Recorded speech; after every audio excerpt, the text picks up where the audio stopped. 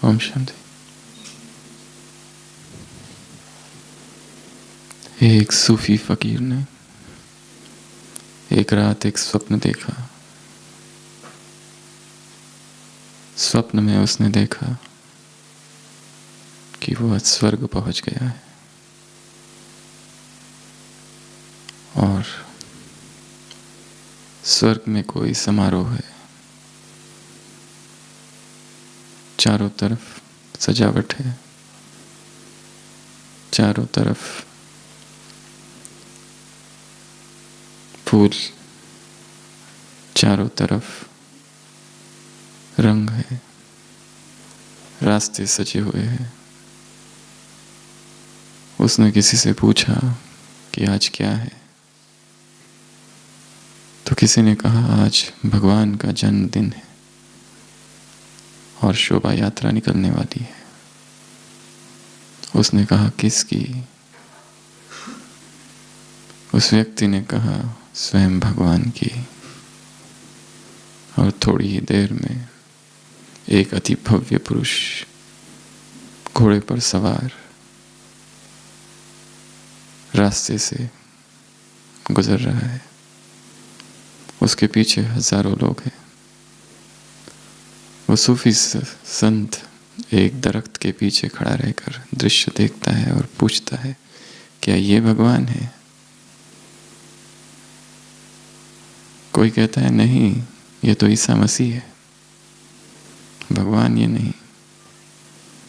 थोड़ी देर बाद और एक दिव्य पुरुष एक दूसरे घोड़े पर, जिसके पीछे भी हजारों लोग हैं, वो सूफी फकीर पूछता है क्या ये भगवान है? उत्तर आता है ये नहीं, ये तो हजरत मोहम्मद है। थोड़ी देर बाद महावीर, थोड़ी देर बाद बुद्ध, कॉन्फ्यूशियस, ज़रातुस्त्र, एक एक करके कई सारे लोग गुजरते हैं और एक एक के पीछे सैकड़ों लोग। और हर बार वो प्रश्न पूछता है क्या यही भगवान है? उत्तर मिलता है नहीं, ये भगवान नहीं है। शाम हो जाती है इंतजार करते करते और अंत में एक बूढ़ा सा व्यक्ति एक घोड़े पर सवार, पर उसके पीछे कोई भी नहीं है। वो पूछता है ये कौन है? उत्तर आता है यही भगवान है। पर ये क्या, इसके पीछे तो कोई भी नहीं है। लोग किस किस के पीछे हैं? हम किसके पीछे हैं?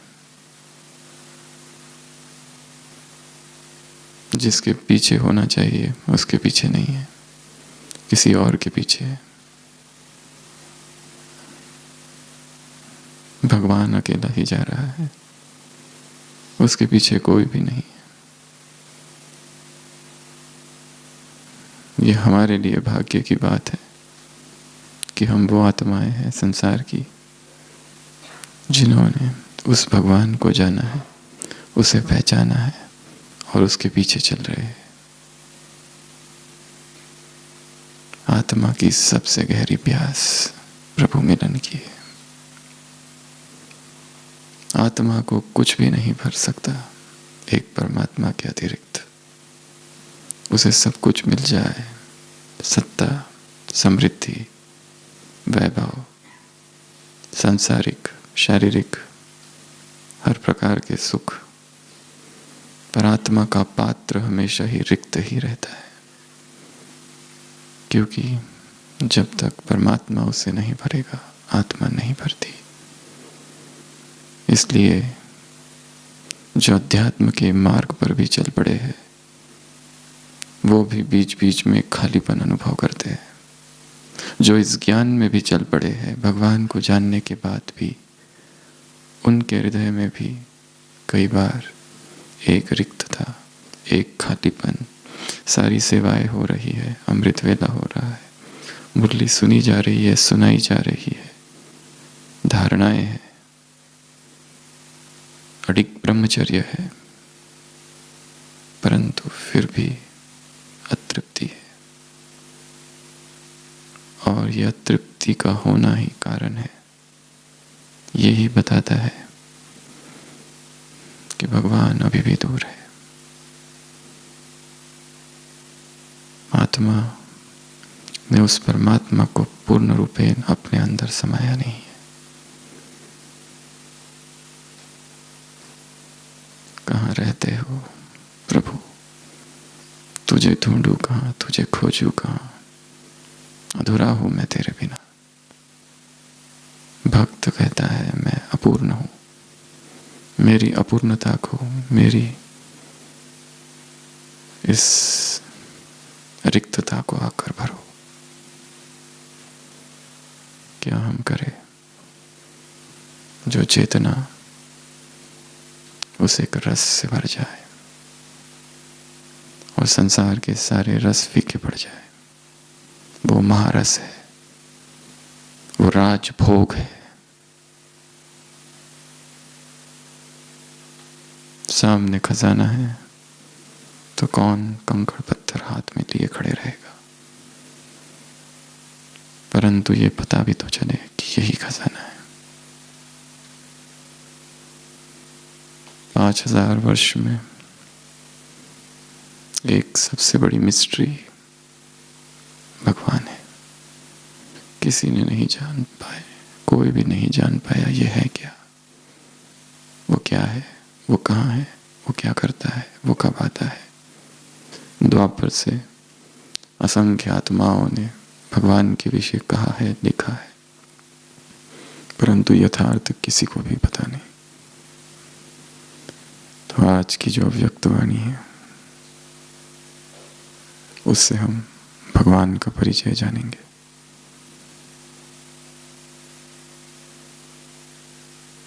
भगवान की दृष्टि कैसी है, भगवान को नशा कौन सा है, भगवान के खजाने कौन से हैं,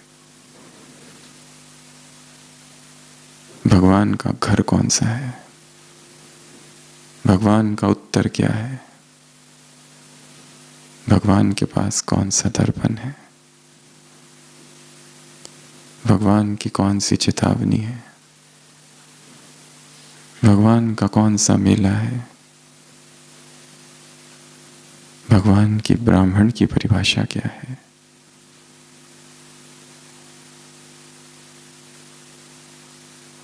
भगवान वरदान क्या देते हैं, भगवान के यज्ञ की स्वर्ण जयंती क्या है, और भगवान से कनेक्शन अर्थात क्या। तो भगवान के विषय में ये 12 प्रश्न हैं जिसके उत्तर बाबा ने आज की मूर्ति में दिए हैं। सबसे पहला है भगवान की दृष्टि कैसी है, कैसी है, भगवान की दृष्टि में क्या है, भगवान की दृष्टि की सृष्टि कैसी है, बेहद। भगवान की दृष्टि में ब्राह्मणों की सृष्टि समाई हुई है। कैसा अद्भुत महावाक्य है।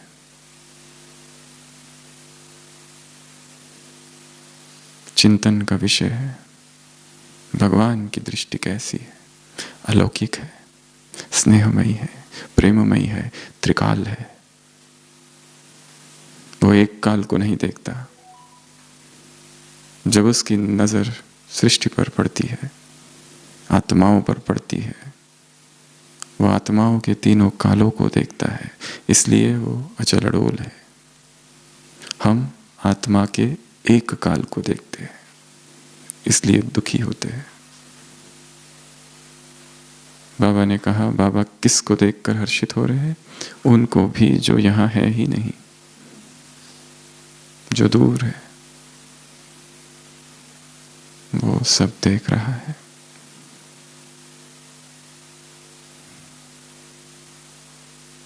जैसी उसकी दृष्टि है वैसी ही दृष्टि हमें अपनी बनानी है। तो प्रश्न है भगवान की दृष्टि कैसे है, कैसी है। ये दृष्टि जब सृष्टि पर घूमती है, सब कुछ देख लेती है। ऐसा कुछ भी नहीं जो उससे छिपा है।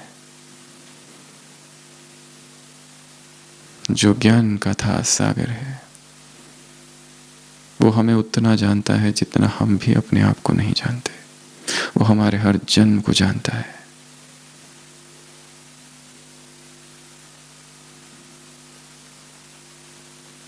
यदि कोई अपने पूर्व जन्म को ही जान जाए, केवल एक जन्म को, कि अभी जो जन्म है इसके पहले मैं क्या था, तो शायद इस जन्म की बहुत सारी उलझनें दूर हो जाए, उत्तर मिल जाए जिनका उत्तर कुछ भी करने से नहीं मिल रहा है।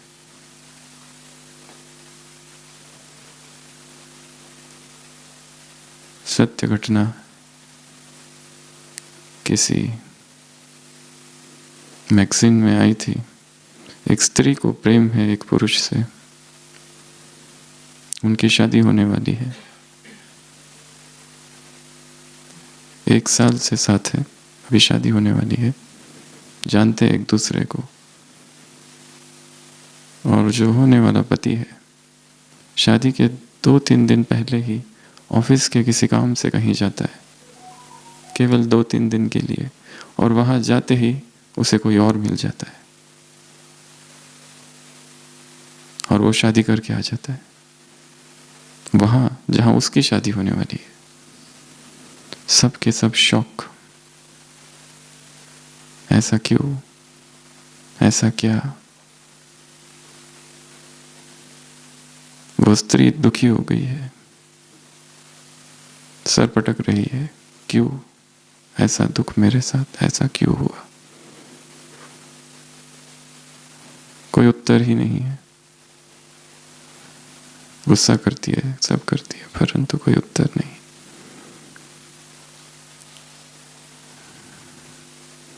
आत्माएं दूसरी आत्माओं के साथ जुड़ी है।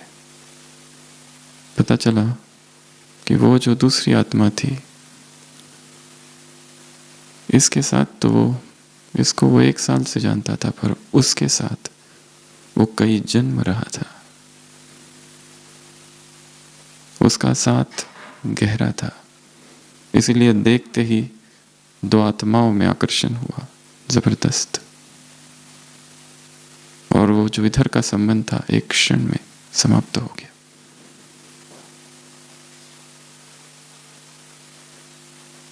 तो एक जन्म की भी बात यदि किसी को पता चल जाए तो इस जन्म के बहुत सारे प्रश्नों के उत्तर मिल सकते हैं। अनसुलझी पहेलियां सुलझ सकती है। आत्माओं के साथ हमारे क्या क्या संबंध है, क्या क्या संबंध रहे, अभी कौन से हिसाब बाकी है, इसको भी समझा जा सकता है। अमृत वेले एक अभ्यास सब कर सकते हैं। बचपन से लेकर अब तक हम किन किन स्थानों पर रहे, वो सारे चित्र आंखों के सामने लाने हैं। एक, उन स्थानों में किन किन आत्माओं के साथ हमारा संपर्क हुआ, और फिर हम कैसे आगे बढ़े। कुछ आत्माएं आई, साथ रही, चली गई, फिर हम आगे बढ़े, वहां नई आत्माएं आई, और खुश होना है कि उन आत्माओं से सारे हिसाब पूर्ण हुए।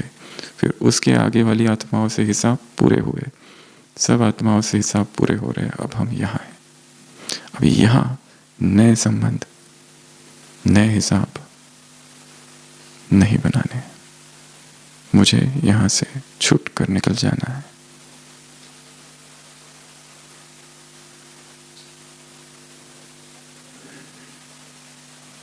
जिसने आकाश की स्वतंत्रता को पाना है, उसे पिंजरे के मोह को छोड़ना होगा। जिसे उन्मुक्त गगन में घूमना है, उसे बंद दीवारों से बाहर निकलना होगा, अपने मोह के पिंजरे से, आत्माओं के बंधनों से।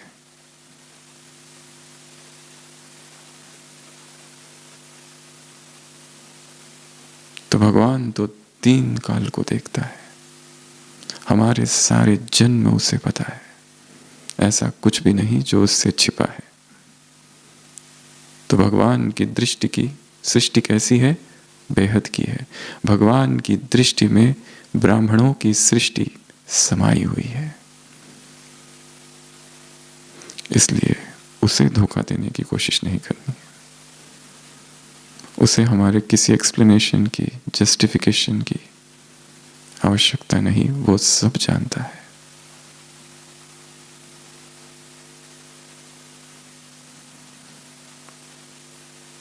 तो भगवान की दृष्टि अलौकिक है, न्यारी है, प्यारी है, रहमदिल है, त्रिकालदर्शी है, बेहद की है, आर पार देखने वाली है। तो जैसी उसकी दृष्टि, हमारी भी दृष्टि निर्दोष है। उसकी दृष्टि, क्या वो किसी के दोष देखता है? नहीं देखता। खेल रचा है, उस खेल को वो परम साक्षी भाव से देखता है, इसलिए जरा भी प्रभावित नहीं होता।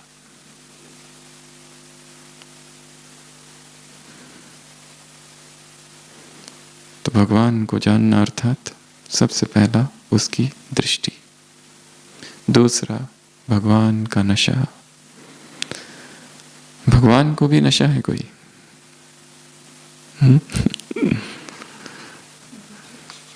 क्या नशा है उसको? मुरलियों में आता है सबसे बड़ा गृहस्थी मैं हूं, बछड़े वाला। भगवान को भी नशा है, मेरा एक एक बच्चा कैसा है, भाग्यवान। मुरली की शुरुआत है, भाग्य विधाता बाप अपने भाग्यवान बच्चों को देख रहे हैं। मेरा एक एक बच्चा भाग्यवान है, एक एक बच्चा विशेष है, एक एक बच्चा गायन योग्य है, एक एक बच्चा कैसा है, संसार की आत्माओं से आगे है। 16,000 की माला का अंतिम मन का भी विशेष है, उसका नशा है ये। तो सबके लिए दूसरा प्रश्न, भगवान को कौन कौन से नशे? चिंतन करना है।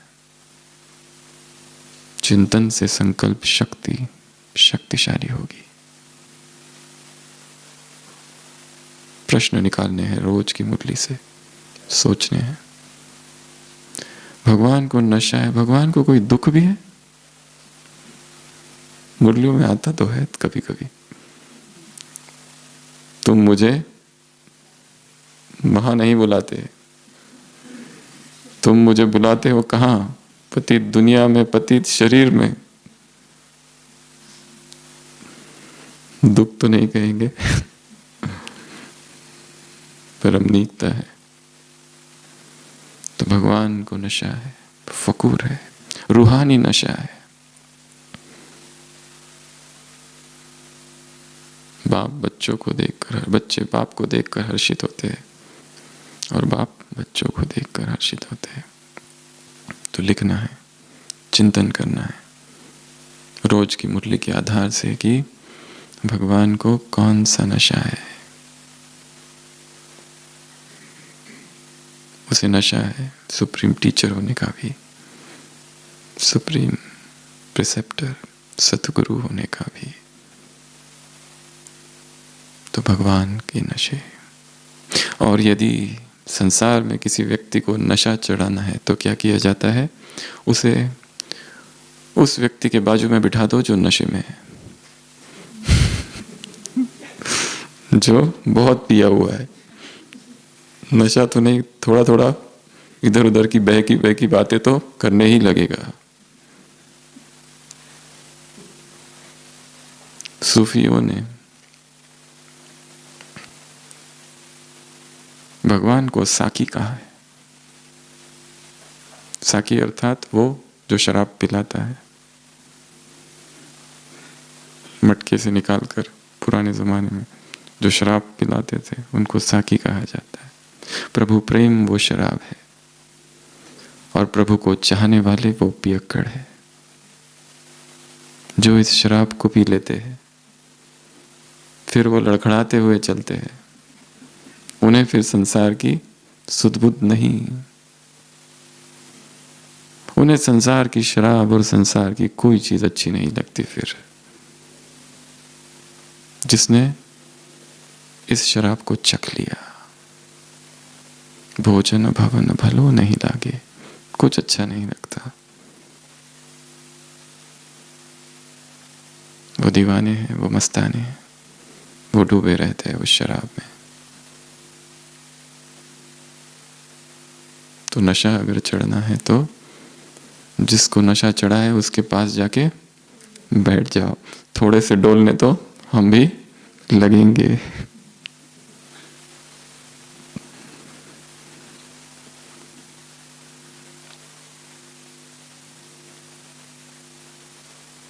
Divine love, the love divine सबसे ऊंचा है संसार में,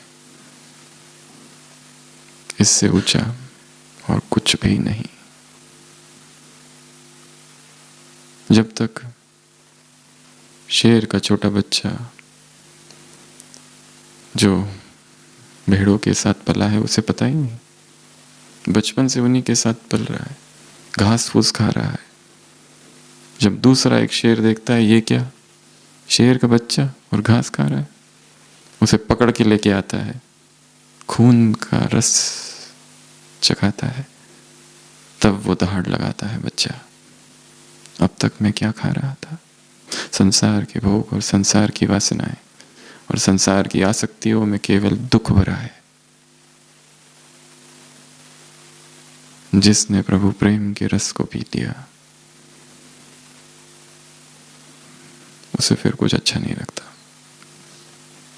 और जैसे कहा, आत्मा को प्रभु प्रेम के अतिरिक्त कुछ भी नहीं भर सकता। कितनी सत्ता मिल जाए, कितनी पद प्रतिष्ठा मिल जाए,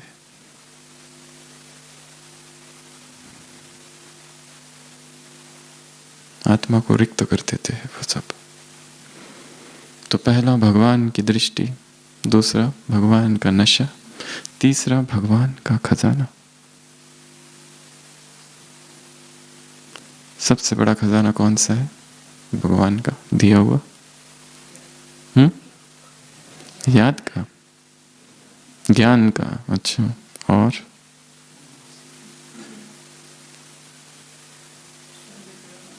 वो स्वयं ही खजाना है। बाबा ने कहा चाबी, खोलने की चाबी क्या है? एक शब्द है, विधि, जानना और मानना। खजाने कैसे है? खुले है, भरपूर है, अखूट है, परंतु किस पर निर्भर करता है? हिम्मत और पुरुषार्थ पर। अपने आप को हमने कितना भरा है उन खजानों से। इतने हैं कि जो है और जो आने वाले हैं उनसे भी कई गुना अधिक। तो वो स्वयं खजाना है, उसके पास खजाना है। इसीलिए जब तक परमात्मा खजाने से चेतना नहीं भरती, चेतना का पात्र अपूर्ण नहीं रहता है। संसार का कुछ भी उसे भर नहीं सकता। उसे डूब जाना होगा उसमें, उस अशरीरीपन में।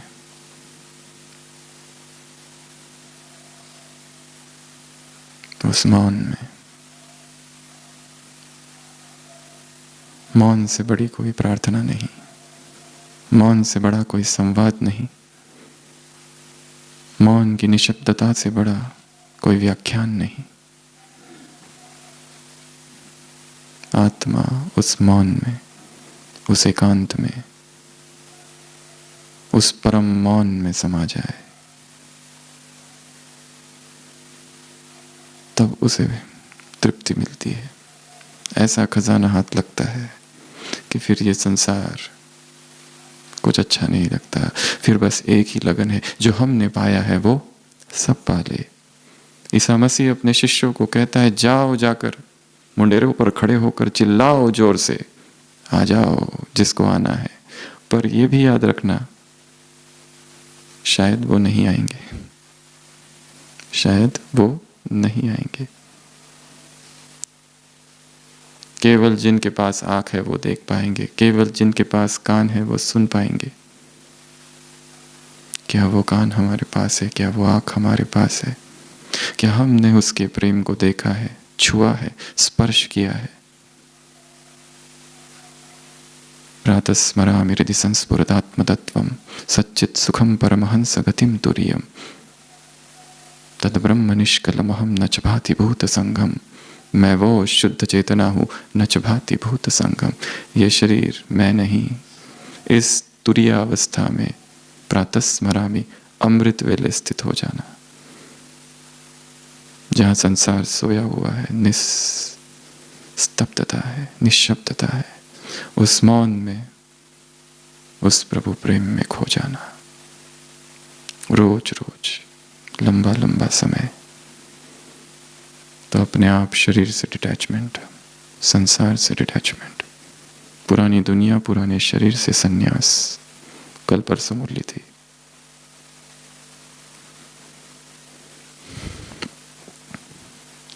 तो भगवान के खजाने कितने लिए है? पुरुषार्थ पर है और हिम्मत पर।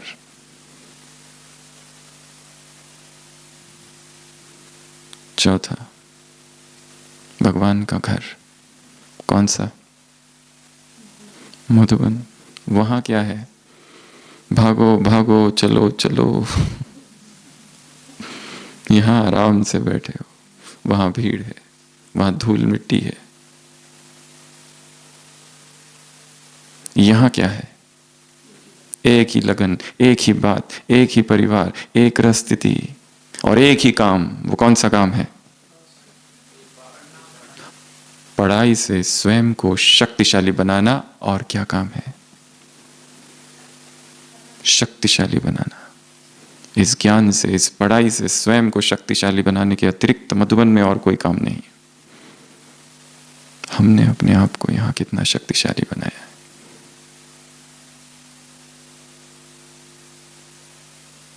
या सेवाओं के नाम पर हम और ही कमजोर होते जा रहे हैं अंदर से।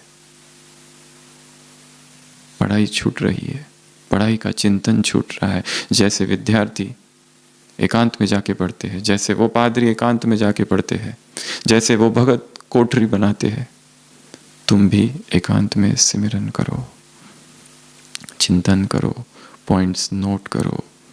ये कितनी गुह्य बातें हैं जो बाप तुमको समझाते हैं। ये ज्ञान है अच्छी रीति समझने के लिए। एक एक वाक्य में खजाना छिपा है। तो रोज की मुरली से कुछ केवल पॉइंट्स नोट करके रखनी है। सुबह सुबह केवल पॉइंट्स, और फिर सारे दिन भर अलग अलग स्थान पर सेवाओं के बीच बीच में चिंतन करना है कि ये क्या कहा, ये क्यों कहा।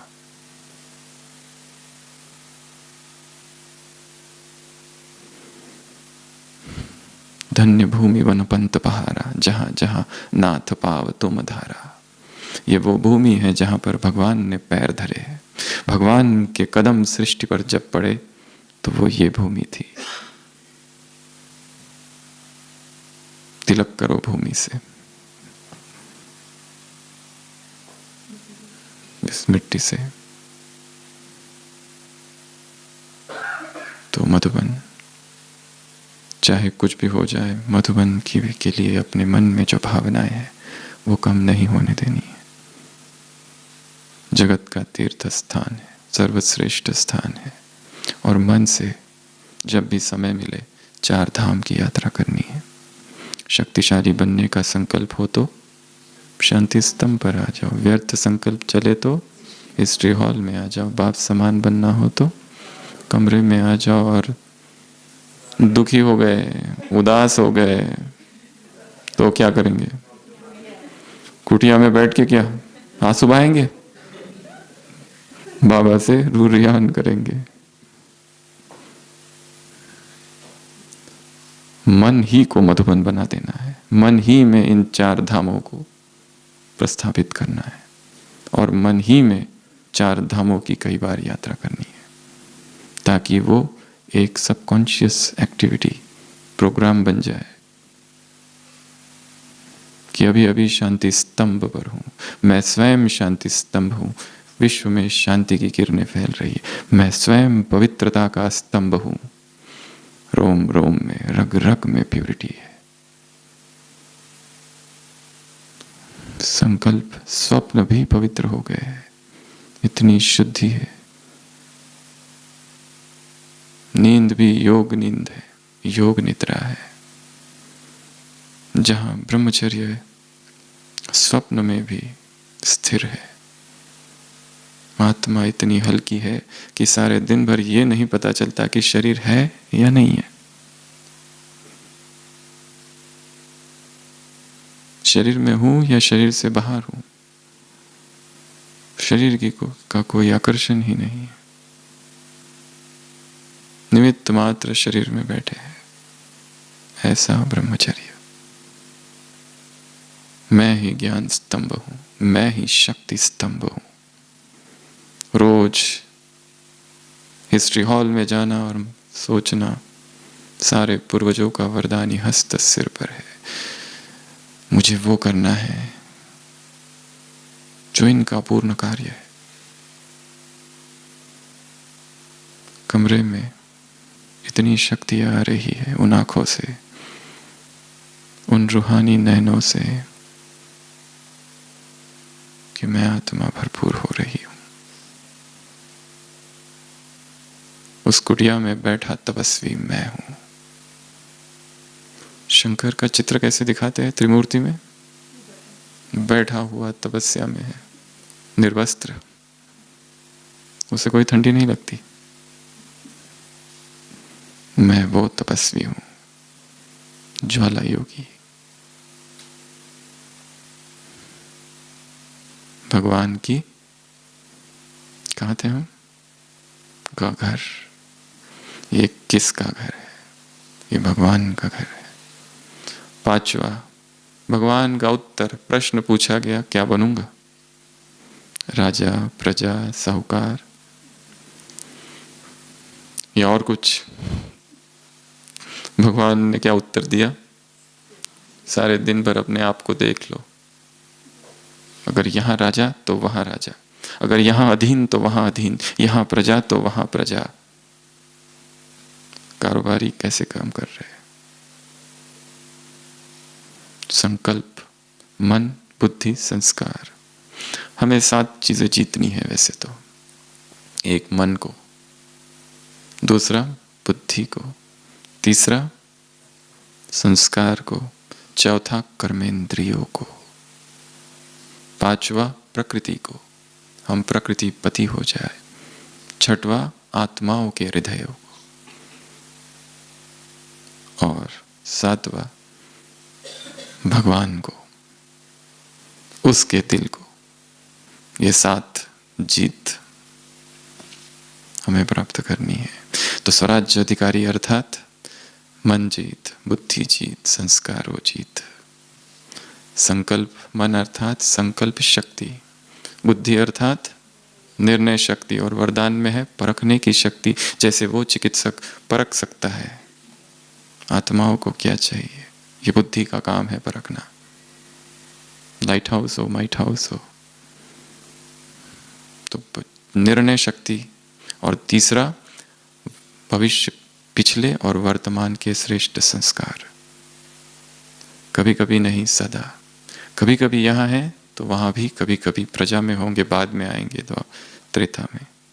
तो सबसे पहला है संकल्प शक्ति हमारे वश में हो, कंट्रोल में हो, स्वराज्य हो।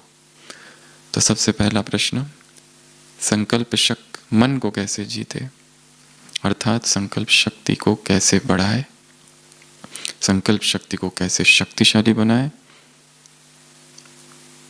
क्या नवीनता लाई जाए। पहले भी सुनाया था कि रोज छोटे छोटे संकल्प करने हैं, नए नए संकल्प करने हैं, शक्तिशाली संकल्प करने हैं। छोटे छोटे संकल्प करना, अमल करना, और फिर खुशी होगी। अमृत वेला हो गया, होने के बाद दीदी कहा करती थी कि अपना बिस्तर जब दिखे तो सोचो उसके ऊपर कोबरा नाग है। वापस सोने नहीं जाना है, एक बार उठ गए तो उठ गए। और जो कुमार है और जो कुमारियां है और जो ब्रह्मचारी गण है, उनके लिए तो शास्त्रों में एक खास नियम है, दिन में नहीं सोना। परंतु हमारे पास एक कारण है कि हम जल्दी उठते हैं, इसलिए सोते हैं।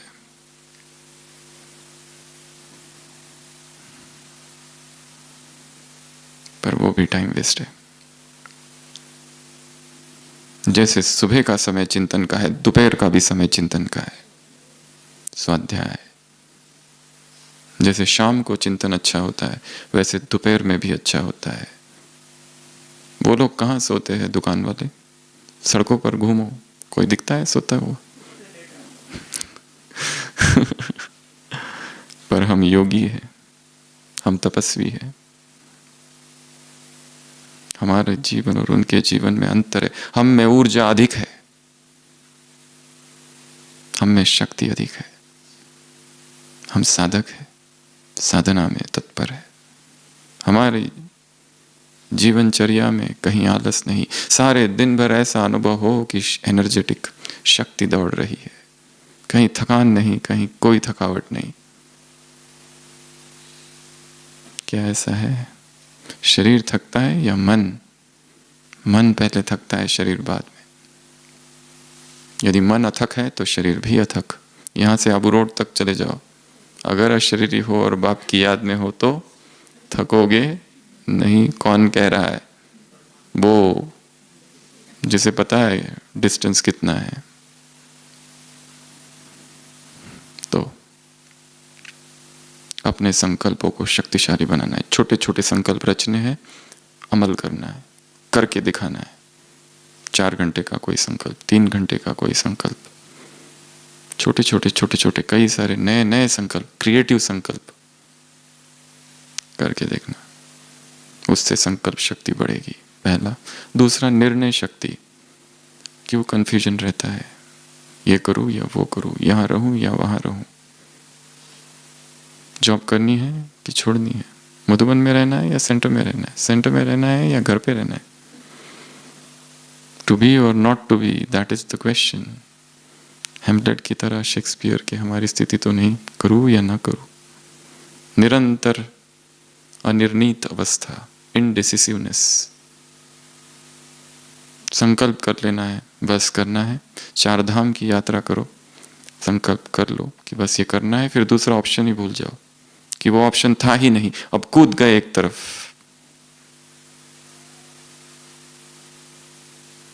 संन्यास अर्थात ताड़ के पेड़ से कूद जाना नीचे, निर्भय। फिर ये नहीं सोचना अब दूसरा कोई ऑप्शन भी था, कोई और विकल्प नहीं, बस यही है, इसी में आगे बढ़ते जाना है। तो निर्णय शक्ति पावरफुल हो, और जो निर्णय ले लिए बस। परमात्मा अथॉरिटी का स्टैंप लगा दो सुबह सुबह। संस्कार, संस्कार वश में हो, अर्थात हमारी आदतें, डीप रूटेड संस्कार। नए संस्कार क्रिएट करने, जो हो गए वो हो गए। नए संस्कार जब उभर के आएंगे तो पुराने सब विलीन हो जाएंगे। इसलिए बार बार 2500 वर्ष में हम कैसे थे, वो देव रूप, उसको देखते रहना। देवताओं की दिनचर्या क्या थी? मैं जब देवता था तब मेरी दिनचर्या क्या थी, कैसी थी, दृष्टि कैसी थी, प्योरिटी कैसी थी।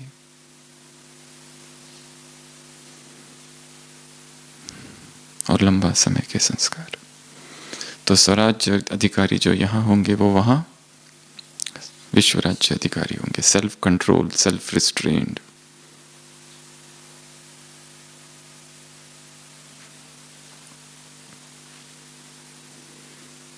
सेल्फ कंट्रोल की कोई लिमिट नहीं है, सेल्फ इंटेलिजेंस की लिमिट है। महात्मा गांधी ने लिखा है,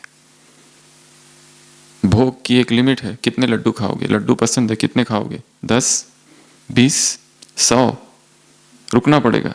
पर जिसने ये संकल्प कर लिया मुझे खाना ही नहीं है, उसकी कोई लिमिट है?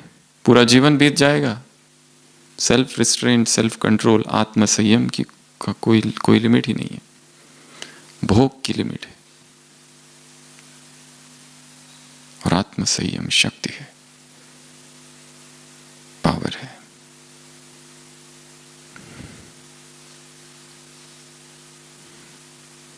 जितनी संयम की शक्ति अंदर जमा होगी, शक्ति का अनुभव होते रहेगा। कहीं उदासी का एक संकल्प भी नहीं, कोई दुख का संकल्प भी नहीं। फिर उसके बाद भगवान का दर्पण, भगवान का दिया हुआ दर्पण छठवां। कौन सा दर्पण है वो? ज्ञान का। इस दर्पण में देखो, चेक करो कि ये ज्ञान कहता है संकल्प ऐसे होने चाहिए, हमारे कैसे है। ये ज्ञान कहता है निर्णय शक्ति ऐसी होनी चाहिए, हमारी कैसी है। ये ज्ञान कहता है तुम्हारे संस्कार ऐसे होने चाहिए, हमारे कैसे है। अपने संस्कारों को, सूक्ष्म आदतों को श्रेष्ठ बनाते जाना। तो दर्पण में बार बार देखते रहना।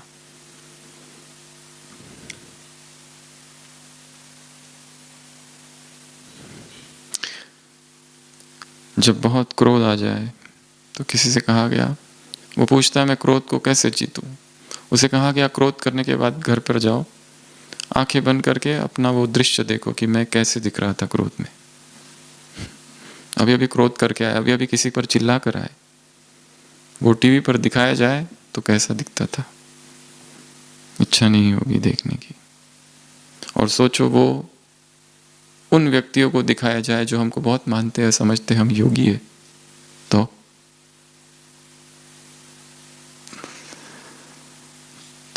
दर्पण में देखते रहना। जब फिल्म की शूटिंग होती है, जो एक्टर्स होते हैं एक शॉट प्ले करते हैं, तुरंत वो मेकअप वाला आ जाता है। क्या करता है? सामने आईना रखता है और वो ठीक ठाक करता है थोड़े थोड़े देर के बाद। तो यहाँ क्या चालू है? फिल्म की शूटिंग चालू है यहाँ पर भी। एक बार रिलीज हो गया कि फिर एडिटिंग नहीं होगी, अभी जो कुछ करना है अभी कर लो। एक बार रिलीज हो गई फिल्म कि बस फिर कुछ नहीं हो सकता, तो अभी एडिटिंग कर। तो बार बार देखते रहना, बार बार चेक करते रहना। छठवां,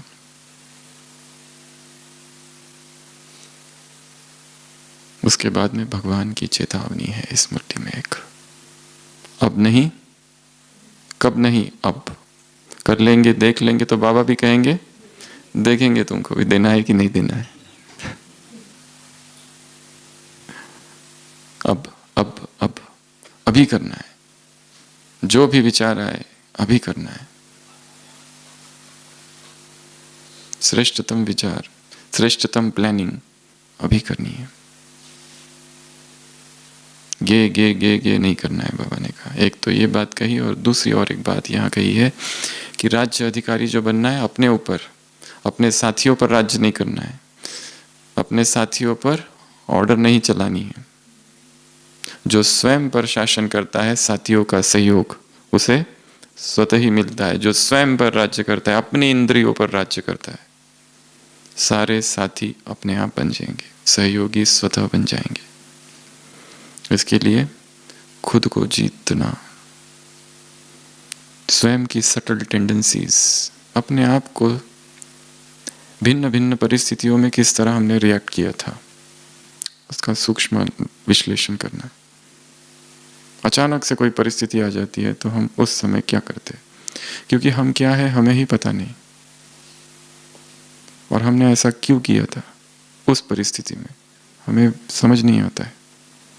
वो एकांत में ही चिंतन से समझ आएगा। शायद उसका संबंध किसी पुराने जन्म के संस्कार से, क्यों किसी आत्मा के प्रति आकर्षण हो गया था, क्यों आपा खो दिया था। शायद जड़ें बहुत गहरी बचपन में है, क्यों किसी ने थोड़ी सी हंसी उड़ा दी थी तो इतनी गहरी चोट लग गई थी। शायद उसका संबंध बचपन की किसी याद से है। खुद को स्टडी करना है, अपने आप को सेल्फ स्टडी।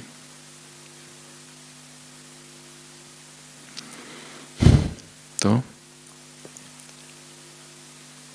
भगवान की चेतावनी अब करना है, अभी करना है। जो कुछ कहा गया है मुरलियों से, रोज सुबह जो मुरली सुनते हैं 2 या 3 पॉइंट उसमें से खींच के निकाल लो, मुरली बाजू में, इस पर काम करना है सारे दिन भर।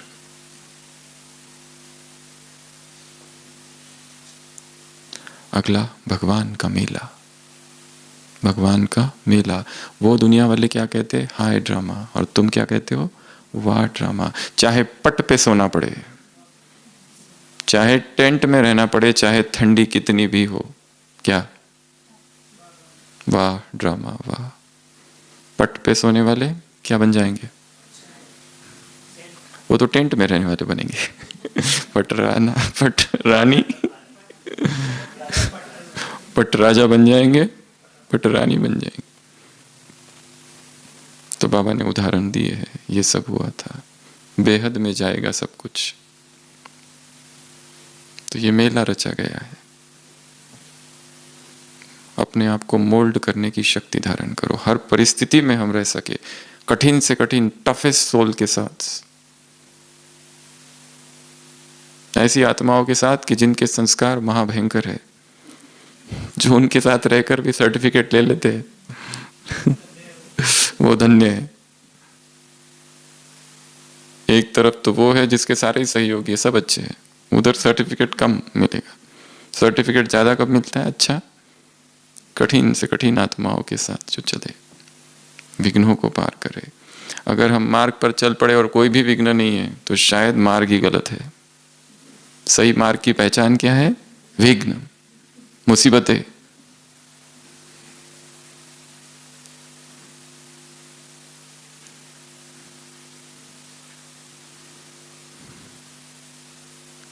ये चिराग है मेरी राह के, ये जो है मुसीबतें क्या है? मेरी राह के चिराग है। यही मुझे रोशन करते हैं, यही जागृत रखते हैं। सारे लोग स्तुति करते रहे, वाह वाह तुम बहुत अच्छे हो, तुम बहुत अच्छे हो, तुम बहुत अच्छे हो, तो अच्छी सी नींद आती है। और कोई एकदम से कुछ बोल दे तो जागृत होते हैं। तो धन्य है उसका जो हमको जगाए जगाए रखते हैं। निंदक जगा के रखते हैं, स्तुति करने वाले सुला देते हैं। अच्छा है। तो भगवान का ये मेला है, ये सारा संसार ही मेला है। खरीद फरोख्त हो रही है, खेल है, एंजॉय करना है इसको। पर एंजॉय वही कर सकते हैं जो साक्षी है, जो उसमें इन्वॉल्व हो गए बहुत ज्यादा, वो नहीं। जो अटैच हो गए वो नहीं। जो अपने आप को डिटैच करने की क्षमता रखते हैं वही इसको एंजॉय कर सकते हैं। सबसे, किसी से कोई मतलब नहीं, ना कोई माँ बाप, ना बहन भाई, ना कोई कुछ पति पत्नी, ये सब संसार के संबंध है, इनसे कोई वास्ता नहीं है। वो इस जन्म के है केवल। आत्मा जब आई थी ऊपर से, उसके कोई संबंध थे क्या? यहां बनाए, बैठ के बनाए, और जब जाना है तब कोई रहेंगे क्या? कुछ नहीं। मन को वैराग से भरना है, सूक्ष्म वैराग से। स्वयं को ही देखना है कि मेरी सूक्ष्म आसक्तियां किन किन जगह पर है, किन किन व्यक्तियों में है। वैराग की कुठार तलवार से काट देनी है, कैंची से।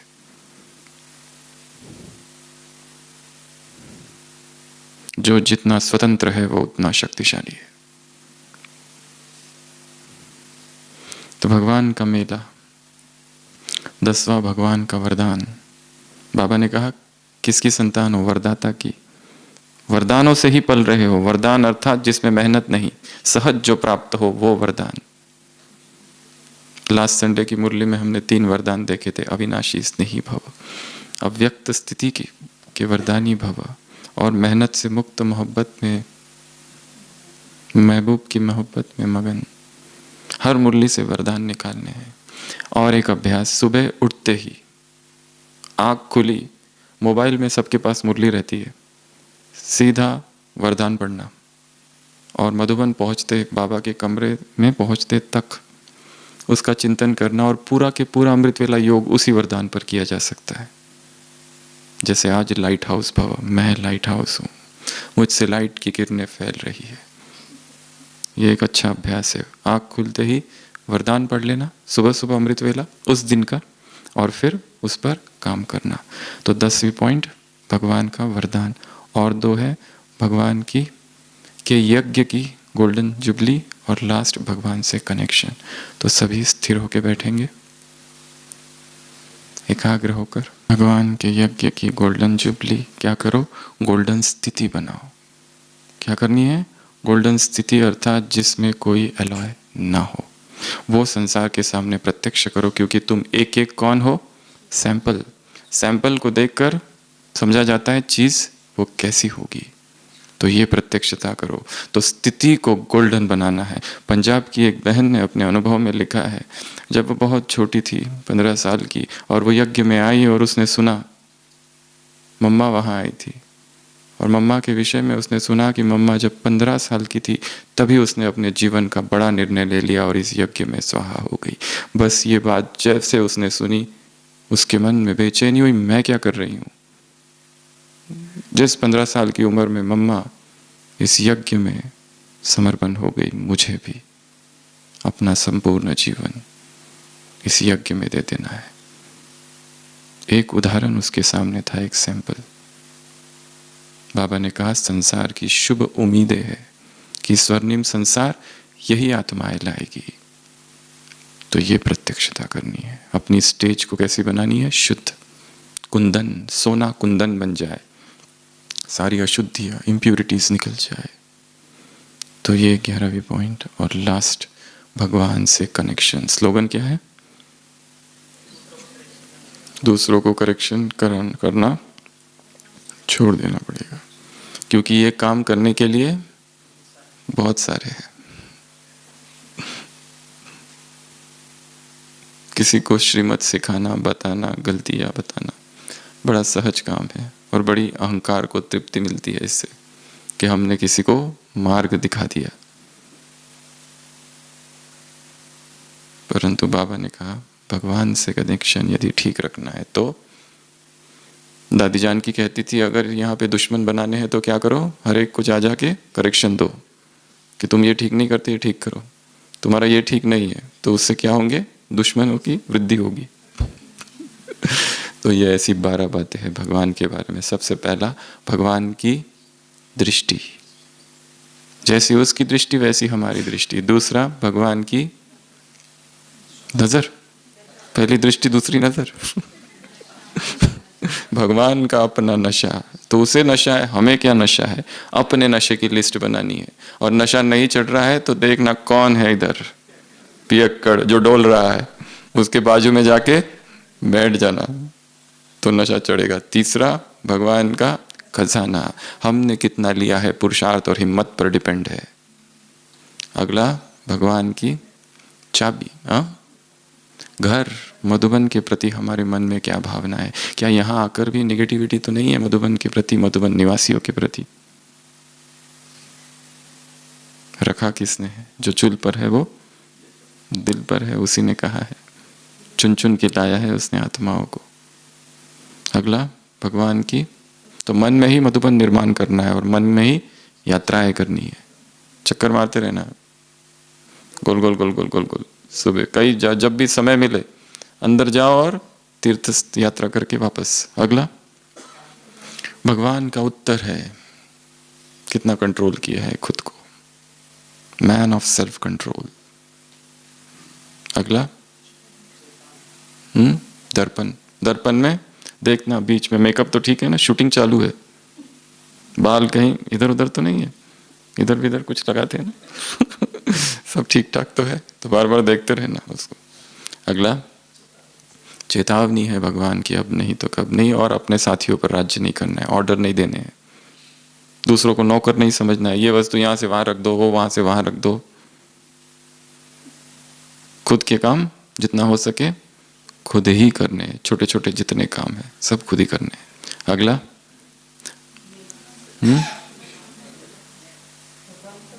मेला, तो ये मेला है, इस मेले में ये मिलन ही मेला है, सब कुछ यहाँ मोल्ड होने के संस्कार रखने। आज कटिया है कल नहीं होगी, नींद तो नहीं आएगी, ऐसा तो नहीं, बाबा ने कहा है। जहां पे भी वो रखे, जैसे भी रखे, तेरी मर्जी। सूखा पत्ता जो होता है ना, जिधर हवा चले उधर उड़ता है वो। घास होती है ना जो पानी के नीचे, पानी के नीचे क्या कहते हैं उसे, इधर से बहाव आता है तो ऐसी झुक जाती है, इधर से जाती है तो ऐसी, सर अंडर, सरेंडर, ऐसी ऐसी होती रहती है। उसको अपना कोई अहंकार नहीं है, अहंकार शून्य हो जाना ही अध्यात्म की पराकाष्ठा है। अगला वरदान, रोज वरदान लेना है। हम वरदानों से पल रहे। जीसस क्राइस्ट से पूछा व्हाट फूड यू ईट, वो कहता है it is not by the bread alone that the man lives, I live by what my father tells me. जो मेरे पिता मुझे सिखाते हैं, जो वरदान वो मुझे देता है, उन वरदानों से मैं पल रहा हूँ, किसी भोजन से नहीं पल रहा हूँ मैं। हमारी पालना वरदानों से है, मैं वरदानी हूँ। तो ये अपने आप को नशा चढ़ाना है। अगला 11वां, गोल्डन स्थिति बनानी है। सोने की स्थिति बना, सोने वाली स्थिति नहीं, सोने की स्थिति नहीं, सोने वाली स्थिति। तो जो मल विक्षेप आवरण, मल विक्षेप आवरण, अहमता ममता वासना, सबको हटाना है। एलॉय हटा देनी है, शुद्ध बनना है, कुंदन प्योर गोल्ड। और लास्ट, अपना जो कनेक्शन बाबा से है जो टूटते रहता है, इधर उधर चले जाता है, इस आत्माओं में बुद्धि लग जाती है, इसने क्या किया, उसने क्या किया, ये क्या करता है, वो क्या करता है, हटाओ सबको। सर्व धर्मान परित्यज्य, छोड़ छाड़ दो सबको। मामेकम शरणम व्रज, मेरी शरण में आओ। मन मना भव मध्याजी भक्ता माम नमस्कुरु, बस मेरी शरण में आ। ऐसे स्वराज्य अधिकारी बच्चों को, ऐसे श्रेष्ठ भाग्यवान बच्चों को, ऐसे सर्व खजानों को हप करने वाले बच्चों को, ऐसे हिम्मतवान बच्चों को और पुरुषार्थी बच्चों को, ऐसे चाबी लगाने वाले बच्चों को। किसको चाबी लगाने वाले? खजाने दिल से मेरा बाबा मानने वाले बच्चों को। बाबा शब्द ही अमृत बन जाए। शब्द बाबा बोलते ही अंदर क्या हो? Mouth watering. अमृत का अनुभव हो। और ऐसे गोल्डन स्थिति वाले बच्चों को, ऐसे रूहानी नशे में रहने वाले बच्चों को, ऐसे मेले में खुशी में रहने वाले, याद की खुशी में रहने वाले बच्चों को, ऐसे वरदानी बच्चों को, ऐसे मधुबन निवासियों को, ऐसे कनेक्शन बाबा से डायरेक्ट जोड़ने वाले बच्चों को और दूसरों का जुड़ाने वाले बच्चों को, ऐसे चेतावनी याद रखने वाले बच्चों को, कब नहीं अब करने वाले बच्चों को, जो भी करना है अभी करना है, इसी वक्त करना है, अभी अभी, ऐसे वरदानों से पलने वाले वरदानी बच्चों को, ऐसे स्मृति स्वरूप बच्चों को, ऐसे सेंट, टेंट में सोकर सेंट बनने वाले, पट में सोकर पट राजा पट रानी बनने वाले बच्चों को, ऐसे ठंडी सहन करने वाले बच्चों को, ऐसे मोल्ड होने वाले बच्चों को, समय अनुसार अपने आप को चला सको ऐसे बच्चों को, ऐसे शक्तिशाली स्थिति बनाने वाले बच्चों को, ऐसे क्लास करने वाले बच्चों को, क्लास करते करते क्लास का स्वरूप बनने वाले बच्चों को, जो सुना रहा है शायद उसको भी जो समझ में नहीं आ रहा है उसका स्वरूप बनने वाले बच्चों को। सुनाने वाला तो सुना दे रहा है रटा रटाया, उसे भी पता नहीं शायद, पर उसे ये नहीं पता वो किसका सुना रहा है, ये हमको पता है, और उसका स्वरूप बनने वाले बच्चों को। ज्यादा हो गया। तो ऐसे ढेर सारे सुमानों वाले, नशे वाले बच्चों को, रूहानी फकूर वाले बच्चों को, स्वराज्य अधिकारी, विश्व राज्य अधिकारी बच्चों को बाप दादा का याद प्यार, गुड नाइट और नमस्ते। हम रूहानी बच्चों की रूहानी बाप दादा को याद प्यार, गुड नाइट और नमस्ते। ओम शांति।